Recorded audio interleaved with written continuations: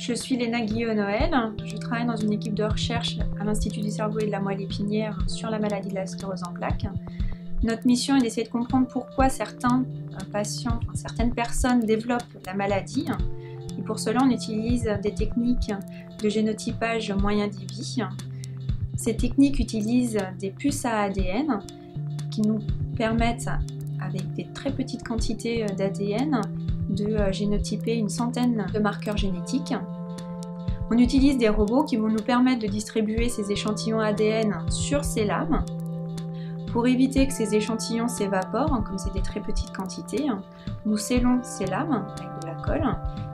Nous utilisons ensuite une technique de PCR, d'amplification de l'ADN, qui vont nous permettre à des positions très précises de l'ADN d'amplifier ces fragments, ces parties-là, pour pouvoir ensuite les visualiser beaucoup plus facilement à l'aide d'une caméra et d'un ordinateur et révéler la fluorescence qu'on aura introduite à chacune de ces positions.